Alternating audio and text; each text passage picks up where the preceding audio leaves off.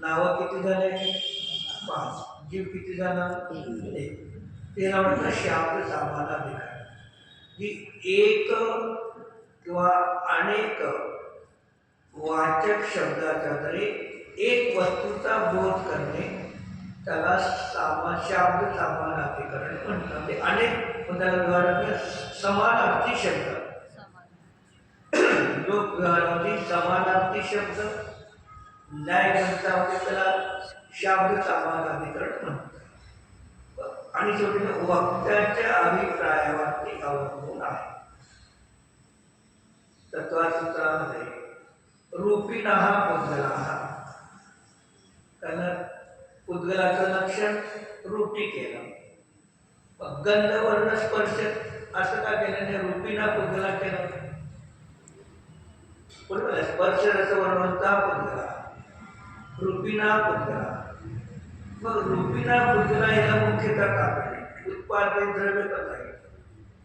मग रूपिणा हे पुद्गलाचं लक्षण, कारण की डोळ्याच्या घरी दिसतं, कानाच्या घरी शब्द दिसतात का ऐकले जातात, नाकाच्या घरी गंध दिसतो का जाणला जातो, जिभेच्या घरी रस जाणला जातो का दिसतो, स्पर्शेंद्रियाच्या घरी स्पर्श जाणला जातो का दिसतो. 4 इंद्रियाच्या घरी जाणले जातात पण दिसत नाही. डोळ्याच्या घरी म्हणून रूपिणा पुद्गला हे सूत्र देतात. पहिले रेडिओ होता, कानाने शब्द ऐकत. आता टीव्ही पाहतो. आता टीव्ही पाहिल्याने शब्द रेडिओचे ऐकल्यामध्ये फरक काय? दोन्हीकडे ज्ञान तर दोन्हीकडेच होत आहे, पण दोन्हीकडे ज्ञान होत असताना दोन्ही ज्ञानामध्ये फरक काय?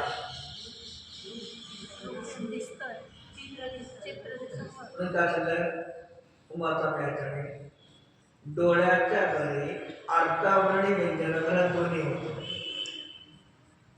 आणि बाकीच्या इंद्रियाच्या घरी अर्थावर होतो, व्यंजनाग्रह होत नाही.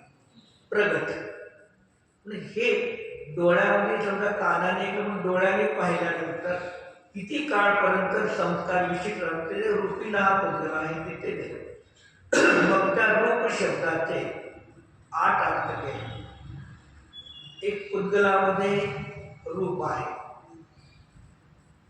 पर्याय रूप. एक रूप शब्द पुद्गल द्रव्यांसाठी घेतला.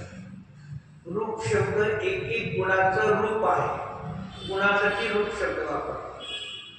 6 द्रव्याचं विश्व रूप आहे, रूपासाठी 6 द्रव्य घेतले. म्हणजे एक रूप शब्दाचे अलंकारांनी तिथे 8 प्रकारे अर्थ केले. काय केले? तत्वसूत्रामध्ये 5वं सूत्र कोणतं आहे? पहिले अध्याय.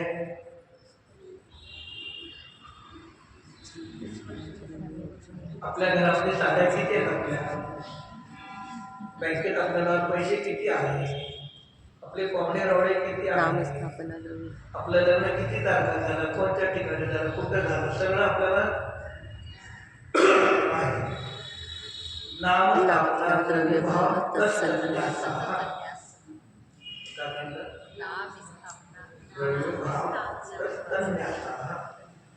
निक्षेप. निक्षेप प्राप्त करतात दोन्ही प्रकार व्यवहाराने